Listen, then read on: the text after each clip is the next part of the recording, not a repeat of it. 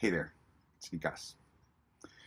So I wanted to talk today a little bit about emotional charges. And emotional charges are those things that sort of arise in us when we're in some sort of a conflict, an argument, a fight, something where a response is gonna happen, or it feels as though needs to happen. Um, though that when that happens, that feeling that sort of comes up, I would call that in a charge. So when charges come up, um, there's a couple things about them. One is there's a thing inside you. This body is a truth meter. It is it's an experiencing mechanism that allows the user, which would be you, to figure out whether or not what's happening feels true, you know, to them, to you, to me, in my body. Um, and when things don't feel true, like, when you do something, you go, oh, God, why did I say that? Sort of, it's like this body, this mechanism, this experiencing organism, right? It tells you whether or not something feels true. And when something feels true, it usually feels nice and warm. And when something feels untrue, then there's usually some sort of in either an agitation or oh God, that sort of a thing. So when these emotional charges come up, it's really just your body saying it's time to assert yourself. It's time to stand up somewhere. It's time to actually do something. Unfortunately, I think. Sorry, traffic. I'm doing this outside. Unfortunately, um, what we do is we use those charges as a reason to actually begin to fight, and even arguments that might be just a difference of opinion, somehow you can turn an argument into a fight, which is something that I want to win. And I want you to know that I'm right and you're wrong. That sort of a thing. Those are fights. Those are egoic identities that are trying to make something right in the world. Um, we don't have to follow those charges to that. We can just use the indication that charge gives you that something needs to be done, and we can use that in such a way that we actually go into the world and we discuss in a maybe slightly more aggressive or intense sort of way what it is that we're trying to see happen, right? So, it, not manipulate, not, for self. There's a lot of, but sometimes the universe just says, this needs, you need to do this.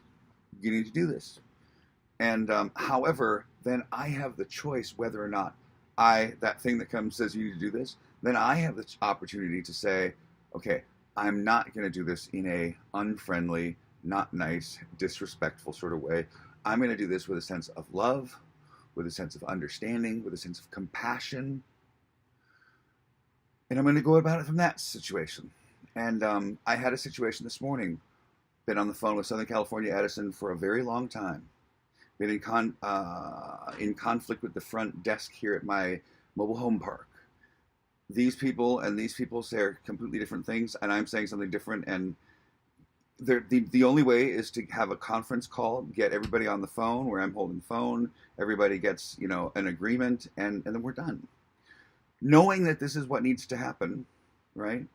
Because when I went into the mobile home park office, the woman said something that brought up a charge, right? This thing sort of arose up. So at that moment, I realized the universe is saying, do something. So I did. I said, let me go grab my phone right now, and we'll make a little conference call right here. And I did. And that charge, right? It also, what also comes with a charge sometimes is it also comes with a sense of what do you call it? Adrenaline. And so that adrenaline, right, is a dangerous thing, because adrenaline can lead to many different types of behaviors that you might have to go out and make amends for later. However, that adrenaline also gets you to be exact and precise and direct with things.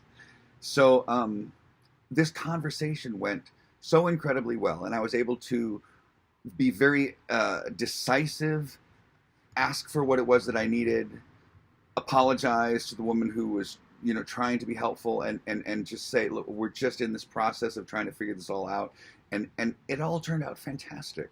And the woman was so fantastic about, and I know everybody get on the phone's a little bit different. Some people are maybe more helpful than others, and we just happen to have an incredibly helpful person on the phone today.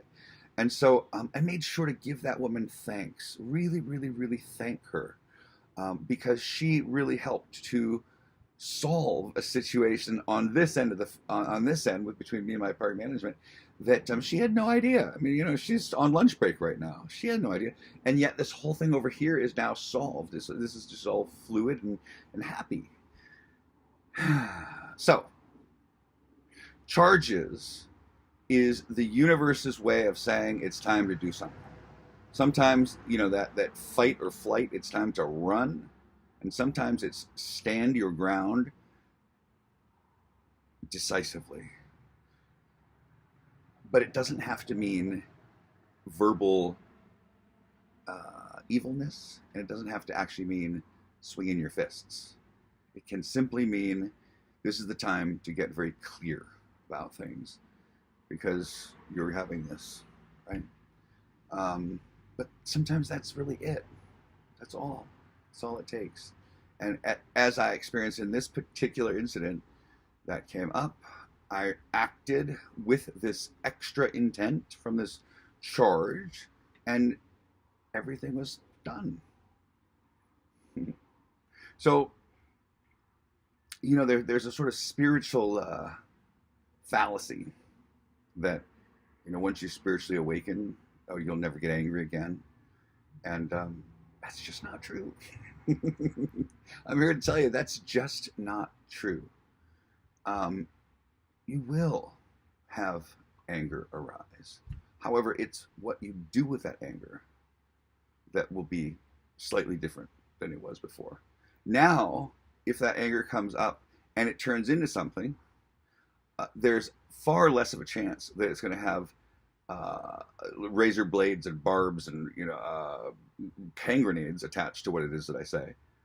And if there is anything of that, there is an immediate apology. There is an immediate amends that becomes made, because that's not the intention. That was just, I got a little carried away. And so you just take ownership for everything. Spiritually awakening means you just take ownership. You take ownership for your anger. You take ownership for your happiness. You take ownership for everything, because this is it. So, hope you're all having a great day. It's a lovely day here in Desert Hot Springs. It's a little overcast. It's kind of nice out. We're sitting outside. Be well.